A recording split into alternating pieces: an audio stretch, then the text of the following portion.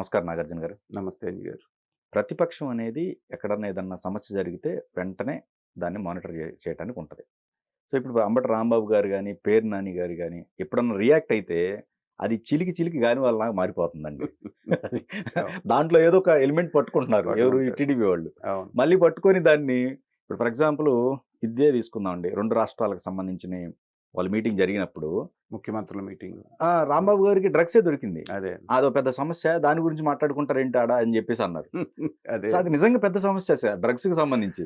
అసలు అలాంటి కామెంట్స్ అట్లానే అమరావతి ఇష్యూ తీసుకుందామండి. హ్మ్. సో, అక్కడ ఏదో అక్కడ జర్నలిస్ట్ అడిగారు. అదే.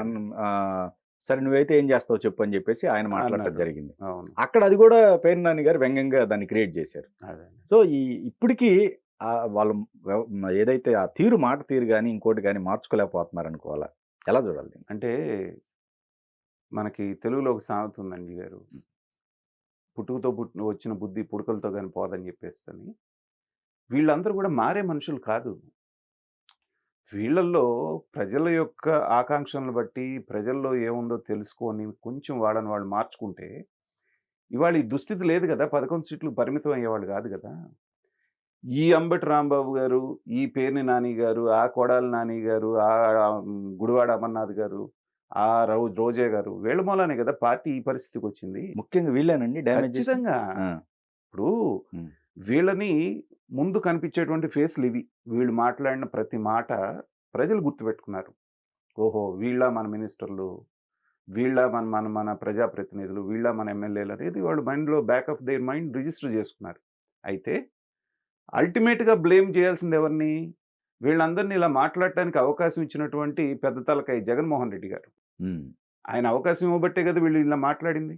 రైట్. అసెంబ్లీలో సంబంధం లేనటువంటి భువనేశ్వరి గారి మాట తీసుకున్నప్పుడే, మాట ఎత్తినప్పుడే ఇలాంటి వాళ్ళని ఖండించుంటే ఇవాళ ఈ దౌర్భాగ్యం లేదు గదా! ఇవాళ ఒక్కొక్కళ్ళు బయటకొచ్చి మేము అలా చేసి ఉండవలసింది కాదు, ఇలా చేసి ఉండాల్సింది కాదు, ఇక్కడ ఇది జరిగింది, అక్కడ అది జరిగింది అనేటువంటిది ఇవాళ మాట్లాడుతున్నారు మీరు. ఆ రోజున ఎంతగా రెచ్చిపోయారు? అంబటి రాంబాబు గారు ఇరిగేషన్ శాఖ మంత్రి. మనకున్నటువంటి ప్రధాన 2 లక్ష్యాలేంటండి? ఒకటి రాజధాని. అది సరే 3 రాజధానులా, ఒక రాజధాని అనేటువంటిది పక్కన పెట్టండి. ఏదో ఒక రాజధాని. ఆ! రెండవది పోలవరం ప్రాజెక్టు. అంత పెద్ద బాధ్యతను తీసుకొచ్చి నీ భుజాల మీద పెడితే, ఏ రోజన్నా ఒక్క రోజన్నా దాని గురించి ఒక ప్రెస్ మీట్ పెట్టి, ఇదిగో ఇంత పని చేశామని చెప్పావా? ఎప్పుడు పవన్ కళ్యాణ్ గారి విషయం వచ్చినా, ఎప్పుడు ఇంకోటొచ్చినా గాని వచ్చేసేసి, రంకెలేసేసి, అనవసరమైన మాటలు మాట్లాడటమే తప్పితే, శాఖకు సంబంధించింది ఏ రోజు మాట్లాడలేదుగా. వ్యక్తిగతంగా టార్గెటే. వ్యక్తిగతంగా టార్గెట్ చేయటం, హ్మ్. ఆ హావభావాలతోటి వెటకారంగా మాట్లాడటం అనేటువంటిది మనం చూసాం. ఆ వాసన పోకుండా ఇవాళ కూడా వచ్చి మళ్ళీ బఫూన్‌లవుతున్నారు. మాట్లాడిన ప్రతిసారి మీరు బఫూన్‌లయ్యారు. మరొకసారి మేము కాదు, కాదు మేమేమన్నా మారామనుకుంటున్నారేమో, మేము మారలేదు. మేము పాత పద్ధతిలోనే ఉన్నాం. జనానికి ప్రూవ్ చేయడానికి మళ్ళొచ్చి మళ్ళొకసారి ఆ బఫూన్ మాటలే మాట్లాడుతున్నారు. ఒక జాతి 1, 2 జనరేషన్‌లు నిర్వీర్యం అయిపోయేటువంటి ప్రమాదకరమైనటువంటి ఇది ఏదంటే డ్రగ్స్. అది ఎక్కడ పట్టుబడ్డా, ఎక్కడో అంతకుముందు ఎక్కడన్నా జరుగుతా ఉండేది. ఈ 5 సంవత్సరాల్లో అది బహిరంగం అయిపోయింది గదా!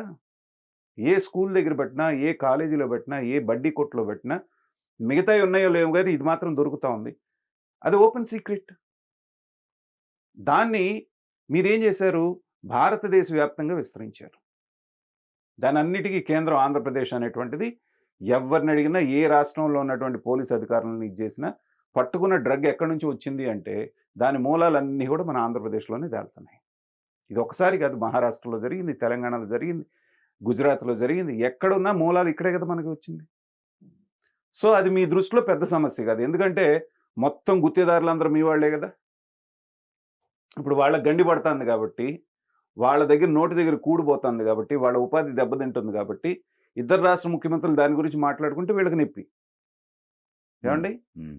సో, దీన్ని సింపుల్‌గా కొట్టేయడం ద్వారా ఏంటంటే, ఓ 2 పర్పస్‌లో ఆయన సాల్వ్ చేద్దాం అనుకున్నాడు. ఒకటేంటంటే, ఇది పెద్ద సమస్య కాదని చెప్పడం. హ్మ్. రెండోది వాళ్ళని ఏమన్నా రక్షించుకోవడానికి ప్రయత్నం. ఎందుకంటే, ఎక్కువ భాగం వాళ్ళాళ్ళే ఉన్నారు కదా దాంట్లో ఆ వ్యాపారంలో. సో, అంబటి రాంబాబు గారు. ఇక పేర్ని నాని గారి గురించి మనం చెప్పాల్సిన పని లేదు. ఆయన అసభ్యంగా మాట్లాడేటువంటి సందర్భాలు చాలా తక్కువ. కొంచెం సెటైరికల్‌గా మాట్లాడతారు. ఒక సందర్భంలో ఎప్పుడో పవన్ కళ్యాణ్ గారిని మావాడని ఏదో ఒకటి 2 మాటలు మాట్లాడారు కానీ చెప్పుది కూడా ఒకటే చెప్పు కాంట్రవర్సీ ఆ అయింది. ఒక్క ఆ చోటే. తర్వాత మిగతా మిగతాదంతా కూడా ఈ బ్యాచ్‌లో గనక తీసుకుంటే హ్మ్. కొంత పేర్ని నాని గారు సెపరేట్. రైట్. ఇంత వల్గర్‌గా ఉండదు. హ్మ్. హ్మ్. కానీ ఆయన కూడా చంద్రబాబు నాయుడు గారు ఏదో సరదాగా ఇప్పుడు విలేకరులను కూడా మనం అందరినీ కాదు గానీ, ఒకప్పుడు మీకు తెలుసు అంజి గారు జర్నలిజం అంటే ఎంత ఉన్నతంగా ఉండేది. దానికి కొంత క్వాలిఫికేషన్ ఉండాలి. తర్వాత ఇది అన్ని రకాలుగా ఇది చేసేవాళ్ళు. హ్మ్. అన్ని చూసుకున్న వాళ్ళు మాత్రమే దీంట్లోకొచ్చేవాళ్ళు. ఒక సందర్భంలో ఒక ప్రెస్ మీట్ జరుగుతా ఉంది. జయప్రకాష్ నారాయణ గారు. నేను కూడా ఉన్నాను దాంట్లో. ఓకే. సో, చిత్తూరు జిల్లా మొత్తం మీద అక్కడ పాల సేకరణ మీద జరుగుతా ఉంది ఒక డిస్కషన్. ఏదో ప్రశ్న ఈయన సమాధానం చెప్తా ఉంటే ఒక విలేకరు లేసి ఇన్ని లక్షల లీటర్లు ఒక లీటర్లు పాల సేకరణ జరుగుతుంది అని చెప్పేసి ఈయన చెప్తున్నాడు.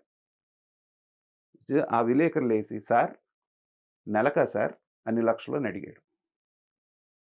లక్షలు పాల సేకరణ జరుగుతుందని టాపిక్ మాట్లాడుతుంటే నెల రోజులు కదా సార్ అన్ని లక్షలు అని లేచి అడిగాడు. ఆయన మాట్లాడేవాడికి జయప్రకాష్ నారాయణ గారికి స్టన్ అయిపోయారు. బాబు ఏ పేపర్ నుంచి వచ్చావు, ఏ ఛానల్ నుంచి వచ్చావు నాయన ఫలానా అన్నాడు. బేసిక్ నాలెడ్జ్ కూడా లేకుండా ఎలా వచ్చి మీరు ప్రశ్నలు వేస్తారు అని చెప్పి అక్కడ క్లాస్ తీసుకున్నాడు. అంటే అసలు మినిమమ్ ఇన్ఫర్మేషన్ కూడా లేకుండా వస్తున్నారు. అలా వచ్చి అమరావతి ఏదో ఆయన ఎక్కడి నుంచి మొదలు పెట్టాలో తెలియక చంద్రబాబు నాయుడు గారు కింద మీద పడుతూ ఉంటే మీరు ఎప్పుడు చేయగలుగుతారు ఏంటని ప్రశ్నిస్తే ఎలా ఉంటుంది? ఈసారి బాబు గారు స్టైల్ మార్చారు. మీరు గమనిస్తున్నారు లేదా ఆయన వచ్చిన దగ్గర నుంచి? హ్మ్. ప్రశ్న ఎవరైనా వేస్తే ఎదురు ప్రశ్న ఈయనేస్తున్నాడు. ఏమని? అంటే బాధ్యత మాదేనా? మీది లేదా? ప్రజలను కూడా అదే అంటున్నాడు. ఓటేసాం అయిపోయిందనేది కాదు మీ భాగస్వామ్యం కూడా ఉందని ప్రతి దాంట్లో గుర్తు చేస్తున్నాడు. ఇది ఈ విలేకరునే కాదు ఇంకా 3-4 సందర్భాల్లో కూడా వాళ్ళని ప్రశ్నలు వేస్తున్నాడు. మీరు కూడా భాగస్వాములు ఈ సమస్యను తీర్చడంలో మీరు చెప్పండి అన్నాడు. 5 సంవత్సరాల పాటు మీకు జగన్మోహన్ రెడ్డి గారి దగ్గర కానీ వాళ్ళ పార్టీలో కానీ నో ఎంట్రీ మీరు ప్రశ్నలు వేయటానికి. ఏ రోజన్నా ఒక్క రోజన్నా ప్రెస్ మీట్ పెట్టాడు ఆయన? మిమ్మల్ని పిలిచాడా ఇట్లా? అక్కడేమో లేదు. ఇక్కడికి వచ్చేటప్పటికి ఆలు లేదు, చూలు లేదు, నెల రోజులు కాకుండానే ఎప్పుడు పూర్తి చేస్తారని అడుగుతున్నారని ఆయన సరదాగానే గట్టిగానే ఇచ్చారు. దాంట్లో కూడా ఈయనకి తప్పు కనిపించిందంటే వాళ్ళని ఏమనుకోవాలి మనం చెప్పండి? అంటే వీళ్ళ తీరు మారలేదు. విఘ్నులైనటువంటి జగన్మోహన్ రెడ్డి గారికి ఏమాత్రం కొంచెం విఘ్నత ఉన్నా కూడా మొట్టమొదటి ఈ అధికార ప్రతినిధులు అనే వాళ్ళని అందరినీ మార్చేది. పాత వాళ్ళు మాజీలందరినీ ఎవరైతే మైకుల ముందుకు వచ్చి మైకులు పెట్టగానే ఏం మాట్లాడుతున్నాం అనేది తెలియకుండా అధినేతని మెప్పించడానికి అవాకులు చెవాకులు మాట్లాడారో వీళ్ళందరినీ తీసేసి కాస్త రీజనబుల్గా మాట్లాడే వాళ్ళని ఒక 3-4 అపాయింట్ చేసుకుంటే ఇప్పటికైనా ప్రజల్లో కాస్త గౌరవం పెరగడానికి అవకాశం ఉంటుంది.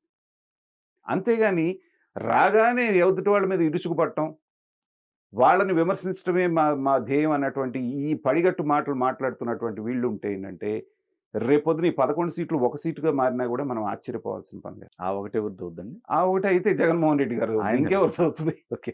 కాబట్టి మనకి ఎందుకంటే ఇప్పుడు నాలాంటి వాళ్ళు మీలాంటి వాళ్ళం బలమైనటువంటి అధికార పక్షంతో పాటు బలమైనటువంటి ప్రతిపక్షాన్ని కూడా మనం కోరుకోవాలి. ఉండాలి. సమపాళ్ళు ఏంటంటే 3 వంతులు కనుక తీసుకుంటే 2/3 మెజారిటీలో అధికార పక్షం ఉండాలి. 1/3 అన్నా ఖచ్చితంగా ప్రతిపక్షం ఉండాలి. అలా ఉన్నప్పుడే అది అర్థవంతమైనటువంటి సభ అవుతుంది. మీ పిచ్చి చేష్టలు మీ పిచ్చి మాటల మూలనే కదా మీరు ఇప్పుడు దాకా ఇట్లా వచ్చారు 11 సీట్లకి. ఇవాళ వాళ్ళకి పట్టపగ్గాలు లేవు. ఈ 5 సంవత్సరాలు వాళ్ళు ఏం చేసినా కూడా మీరు నోరెత్తే అవకాశం లేదు. మీరు ఇలా వచ్చి మైకుల ముందు మాట్లాడాల్సిందే. మీ చేతగానితనం మూలని ఇవాళ బలమైన ప్రతిపక్షం లేకుండా చేసి ఇవాళ వాళ్ళ ఇష్టారాజ్యంగా చేసుకునేటువంటి అవకాశం మీరే కల్పించారు.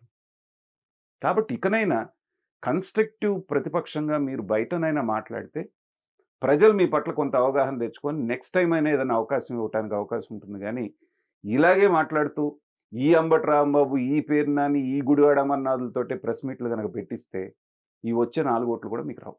ఆ 40% కాస్త 20% అవుతాయి.